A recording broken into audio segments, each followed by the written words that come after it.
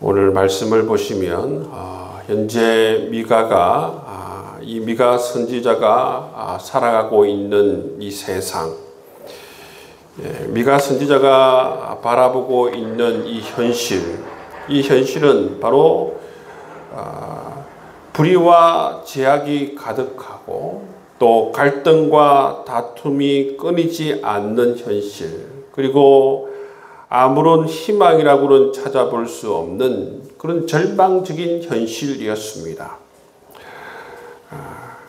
그런데 여러분, 우리 미가 4장을 통해서 우리가 바라보아야 하는 것은 뭐냐면, 이러한 현실 가운데에서 하나님께서 함께하고 계시고, 이 현실 가운데에서 하나님께서 놀라운 계획을 가지시고 계시고, 이 현실 가운데에서 하나님께서 활동하고 계신다라는 사실입니다.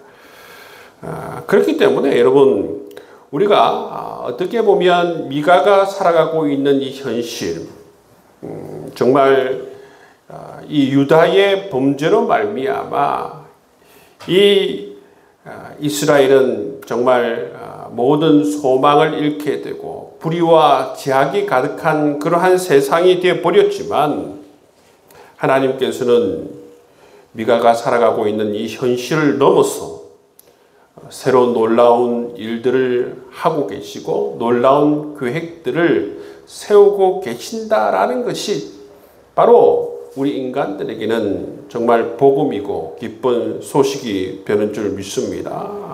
미가가 이 처한 이 현실 가운데에서 하나님께서 예비하고 계시는 그 회복의 메시지, 하나님께서 예비하시는 하나님 나라에 대해서 오늘 말씀해 주고 있습니다. 하나님께서 약속해 주시는 이후에 회복될 하나님 나라는 어떤 나라인가? 먼저 첫 번째 보시면, 먼저 회복될 하나님의 나라는 정말 이 예루살렘이 세계 중심 도시가 된다라는 것입니다. 1절 말씀에 보시면, 끝날에 이르러는 여호와의 전에 산들의 꼭대기에 굳게 서며 작은 산들 위에 뛰어나고 민족들이 거리로 몰려갈 것이라 말씀하고 있어요. 지금 현실은 어떻습니까? 지금 현실은 예루살렘 성전이 완전히 이 우상 숭배로 말미암아 썩었어요. 그래서 심판을 받을 수밖에 없는 현실이에요. 그렇지만 하나님께서는 지금 이 현실을 넘어서 하나님의 일들을 계획하고 계십니다. 그게 무엇입니까? 이제 이스라엘 백성들이 회복되고 다시 이 고토로 돌아오게 되면, 그때에는 이 예루살렘이 완전히 회복되어서, 예루살렘 성전이 완전히 회복되어서 세계 중심 도시가 되게 하며 모든 민족이 하나님을 예배하기 위해서 이 예루살렘으로 몰려올 것이다 라는 그러한 회복의 말씀을 해 주시고 계신다라는 것입니다. 여러분, 하나님께서 이렇게 회복의 메시지를 선포해 주시고 회복의 계획을 가지고 계신 것이 정말 우리 인간에게는 정말 그게 소망이지요. 그것이 우리에게는 희망이 된다라는 것입니다. 지금 유다의 현실은 어떻습니까? 이처럼 자기 자신들의 죄로 말미암아 예루살렘 성전이 완전히 죄악으로 가득한 그러한 도시가 되어버렸습니다. 그리고 최저인 현실은 이 강대국의 위협 속에서 살아가고 있는 정말 약소 국가에 불과하지 않습니까? 정말 바람 앞에 등잔물처럼 꺼질 수밖에 없는 그러한 연약한 상태에 있습니다. 그러나 하나님께서 이런 유다 사회를 넘어서 예배해 주시는 미래는 어떠한 미래인가? 예루살렘이 세계 중심 도시가 될 것이라는 것입니다. 모든 이방이 하나님을 예배하기 위해서 이 예루살렘을 찾아올 것이라는 이러한 하나님의 축복의 말씀을 예비해 주고 계신다는 것입니다. 인간은 자기 죄로 말미암아 그 나라의 죄로 말미암아 그 나라를 망쳐가지만 하나님께서는 그 가운데에서 하나님께서 하나님의 일을 진행하고 계시고 인간들에게 소망을 주시는 일들을 지금 하고 계신다는 것입니다. 두 번째, 하나님께서 회복해 하실 하나님의 나라는 어떤 나라인가 하면 하나님께서는 모든 이 세상의 갈등과 다툼을 사라지게 하고 평화로운 하나님 나라를 주시겠다 말씀하고 있습니다. 3절 말씀에 보시면 그가 많은 민족들 사이에 이를 심판하시며 먼 곳 강한 이방 사람을 판결하시니 무리가 그 칼을 쳐서 보습을 만들고 창을 쳐서 낫을 만들 것이다 말씀하고 있습니다. 여러분, 장차 이스라엘이 회복될 그 나라는 어떤 나라인가? 그야말로 하나님의 통치로 말미암아 평화가 임하는 나라, 더 이상 전쟁이 없는 그러한 나라가 될 것이다. 이처럼 칼을 쳐서 농기구로 만든다는 것입니다. 창을 쳐서 농기구로 하나님께서 만드시겠다는 것이죠. 그만큼 이제 무기가 필요 없는 그야말로 하나님의 완전한 통치로 말미암아 평화가 임하는 그러한 나라, 그런 아름다운 나라를 하나님께서 예비해 주실 것이다, 그렇게 약속해 주십니다. 그리고 세 번째 6절 이하의 말씀을 보시면 하나님께서 이 하나님의 백성들을 다시 불러 회복시켜 주시겠다, 그렇게 말씀해 주시는 것을 볼 수가 있죠. 6절 말씀해 보시면 여호와께서 말씀하시되 그날에는 내가 저는 자를 모으며 쫓겨난 자와 내가 환난 받게 한 자를 모아 발을 저는 자는 남은 백성이 되게 하며 멀리 쫓겨났던 자들이 강한 나라가 되게 하고 나 여호와가 시온산에서 이제부터 영원까지 그들을 다스리라 말씀하고 있어요. 여러분, 왜 쫓겨났습니까? 왜 문나라로 여러분 흩어졌습니까? 자기들의 죄 때문이죠. 이 유다의 죄 때문에 모든 나라로, 애굽으로, 여러분 아시리아로, 바벨론으로 여러분 다 흩어졌지 않습니까? 그런데 하나님께서는 이들을 다시 모으시겠다라는 그러한 계획을 가지고 계신다는 것입니다. 여러분, 하나님의 이 생각, 이 계획이, 인간을 향한 하나님의 생각, 하나님의 계획이 우리 인간에게는 바로 복음이에요. 하나님 만약에 그런 생각을 하지 않으시고 하나님께서 만약에 그런 마음을 가지고 계시지 않는다면 인간은 어떻습니까? 인간은 이 죄악으로 말미암아 소망 없이 망할 수밖에 없는 것이죠. 그래서 여러분, 우리가 정말 기도하고 우리가 소망 중에 바라보아야 할 것이, 우리가 믿음으로 정말 하나님을 향해서 우리가 신앙으로 고백해야 할 것은 뭐냐면, 비록 인간은 이처럼 자기 죄로 말미암아 망할 수밖에 없는 존재이지만 하나님께서는 그 가운데에서 일하고 계시는 하나님이시라. 미래를 준비하시고 미래의 소망을 주시길 원하시는 하나님이시라는 것입니다. 하나님은 여러분 우리에게 늘 소망의 미래를 예비하시고 준비해 주시는 하나님이신 줄 믿습니다. 현실 속은, 이 현실은 불의와 죄악으로 가득한 현실이지만 우리 하나님께서는 그 현실 너머에 새로운 일들을 계획해 가시는 하나님이심을 우리가 바라보아야 될 줄 믿습니다. 하나님께서는 이처럼 온 세상에 흩어져 있는 하나님의 백성들을 모으실 것이다. 그 연약한 자, 환난 받는 자, 쫓겨난 자, 저는 자, 모든 그러한 연약한 자들을 다 불러 모으셔서 정말 강한 나라를 이루게 하실 것이다 말씀해 주고 있어요. 여러분, 강한 나라는 정말 이처럼 하나님께서 선택하여서 불러 모은 사람들을 하나님께서 강한 나라를 이루시겠다 약속해 주시는 것을 볼 수가 있어요.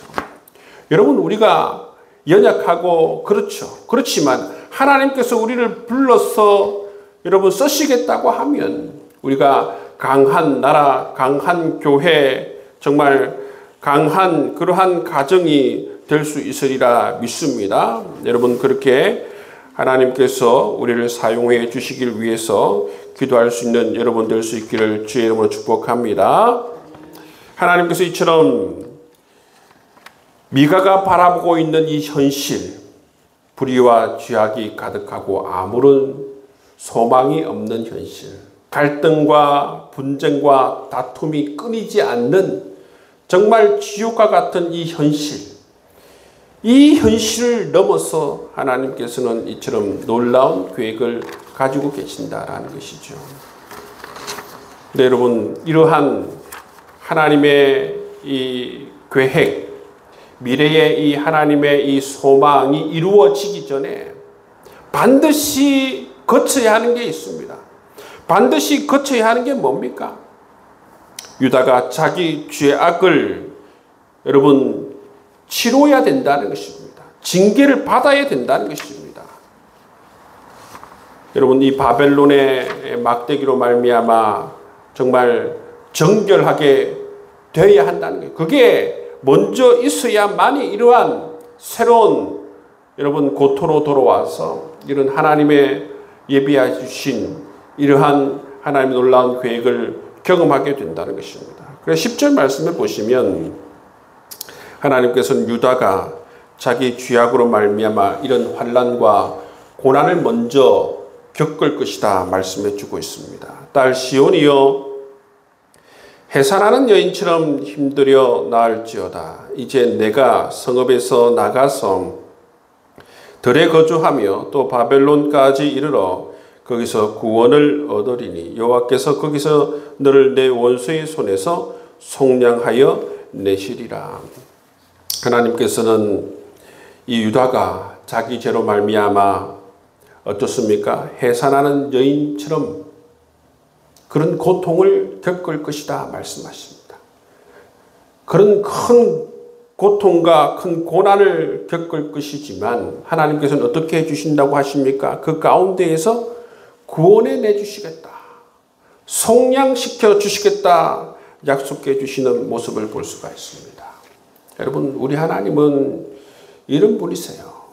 우리 하나님께서는 그냥 죄를 못 본 채 하고 넘어가시는 분이 아니에요. 반드시 여러분 죄는 대가를 치러야 되는 것입니다. 죄를 직면하게 하시고 하나님께서 일일이 지적하시고 대가를 치르게 하시지만 그 가운데에서 이처럼 하나님께서는 죄를 치를 이 유다를 향하여서 계속해서 회복의 메시지를 하나님의 이 약속을 해주시는 것을 볼 수 않습니까? 그것을 통해서 말씀해 주시는 게 뭐냐 하면 이 유다가 잘못된 생각을 하지 않게 하기 위해서 하나님에 대해서 오해를 하지 않게 하기 위해서 완전히 절망하지 않기 위해서 하나님께서는 여러분 이 예언서를 보시면 심판의 메시지를 하면 반드시 따라오는 게 뭐냐면 회복의 메시지를 반드시 하세요. 예언서를 전체 예언서 구성이 다 그렇습니까? 여러분 이사야도 그렇고 예레미야도 그렇고 에스겔도 그렇고 다니엘도 그렇고 이 소예언서들도 마찬가지죠. 하나님께서 심판의 메시지를 하면 반드시 회복의 메시지가 따라옵니다. 왜 그러냐면 하나님에 대해서 오해를 하지 않게 하기 위해서. 어떤 오해입니까? 하나님이 우리를 완전히 버렸구나. 우리에게는 소망이 없구나. 우리는 완전히 절망만 우리에게 이제 있구나. 우리는 전혀 이제 회복할 수 없는 존재들이구나. 이런 오해를 하지 않게 하기 위해서 하나님께서는 그들이 새롭게 만나게 될 미래에 대해서 회복의 메시지를 선포해 주시는 하나님이 이처럼 자상하신 분이십니다. 하나님은 이처럼 모든 것을 생각하시고 여러분 자상하게 모든 것을 알려주시는 하나님이심을 오늘 말씀을 통해서 우리가 알 수가 있는 것입니다. 여러분 오늘 미가서 4장 말씀을 보시면 정말 이처럼 미가가 처해져 있는 이 현실은 절망밖에 없는 현실이고 이 유다의 이 죄로 말미암아 불의와 죄악이 가득한 그러한 땅이었지만 중요한 것은 뭐냐면 하나님께서 함께 하신다라는 것입니다. 중요한 것은 우리 삶에 하나님께서 일하고 계신다라는 것입니다. 중요한 것은 하나님께서 정말 우리의 삶을 향해서 정말 새로운 계획을 세워주시고 소망의 여러분 삶으로 우리를 이끌어 나가 주신다는 것입니다. 그렇기 때문에 여러분 우리가 현실만 바라보면 어떻습니까? 이 죄와 불의가 가득한 이 현실, 날마다 갈등과 다툼과 여러분 그러한 것이 계속 일어나는 이 현실을 바라보면 정신이 혼미해집니다. 여러분. 그런데 우리 그리스도인들은 하나님을 바라봐야 되는 것입니다. 하나님께서는 이 현실을 반드시 고치시는 하나님, 반드시 치유하시는 하나님, 이 현실을 넘어서 새로운 비전과 새로운 계획과 새로운 소망을 이루시는 그 하나님을 우리가 바라볼 수 있기를 주의 이름으로 축복합니다. 여러분, 여러분의 삶과 여러분의 가정과 여러분 우리 교회의 삶과 우리 교회의 미래에 여러분 바라볼 때에 우리는 반드시 우리의 교회를 향해서 우리의 가정을 향해서 정말 놀라운 계획을 가지고 계시고 이 현실을 넘어서 새로운 비전을 가지고 계시는 그 하나님을 바라보며 소망을 가지고 여러분 우리가 나아갈 때에 정말 그 하나님을 만나게 될 것이고 하나님께서 예배해 주신 이 놀라운 계획들을 우리가 믿음 가운데에 여러분 우리가 맛볼 그 귀한 은혜를 하나님께서 우리에게 더해 주시리라 믿습니다.